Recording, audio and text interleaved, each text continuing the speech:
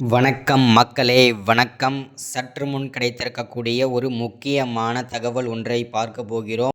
சற்று முன்பு திமுகவின் முக்கியமான அமைச்சர் வாழ்நாள் முழுவதுமே சிறை தண்டனை அனுபவிக்கப் போகிறார். யார் அந்த திமுகவின் முக்கியமான அமைச்சர்?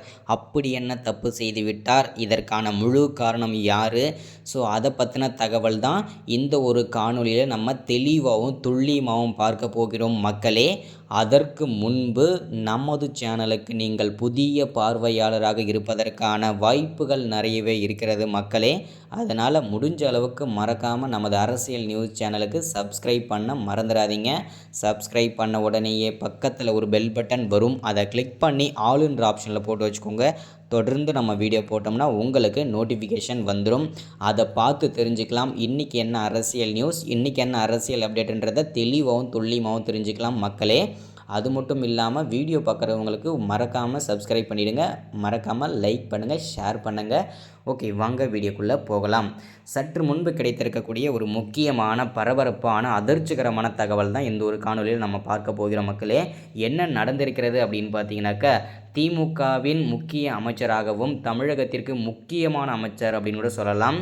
யார் அந்த திமுகவின் முக்கியமான அமைச்சர் அப்படின்னு பார்த்தீங்கன்னாக்கா, வேறு யாரும் இல்லைங்க, செந்தில் பாலாஜி அவர்கள்தான் வாழ்நாள் முழுவதும் சிறையில் அடைக்கப்படுவதாக சற்று முன்பு உளவுத்துறை ரிப்போர்ட் மூலமாக நமக்கு தெரிய வந்திருக்கிறது மக்களே.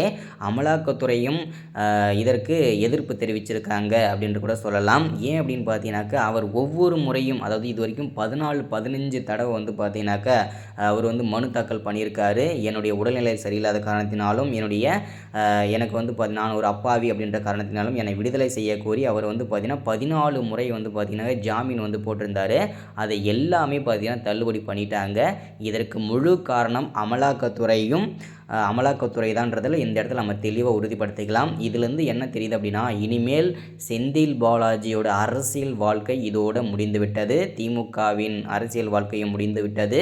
அது மட்டும் இல்லாமல் இனிமேல் அவர் அரசியல் வாழ்க்கையை தொடர முடியாது. வாழ்நாள் முழுவதுமே அவர் சிறையில் தான் அடைபட்டு கிடக்க வேண்டும் என்பதும் சற்று முன்பு உறுதியாகியிருக்கிறது மக்களே. இது பெரும் பரபரப்பை ஏற்படுத்த போகிறதா, இல்லை பெரும் ஆபத்தான விஷயம் கூட சொல்லலாம்.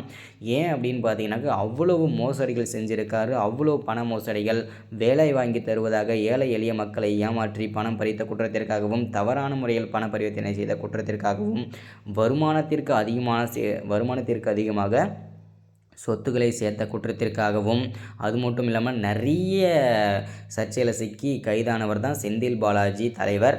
அவரை வந்து இனிமேல் வெளியே விடுவதற்கான வாய்ப்புகளே கிடையாது. அவர் வாழ்நாள் முழுவதுமே சிறைதான். நம்ம இதுதான் இந்த வீடியோவில் தெளிவாக பார்த்துருக்கோம். சப்ஸ்கிரைப் பண்ணுங்கள். அடுத்த வீடியோவில் பார்க்கலாம். தேங்க்யூ.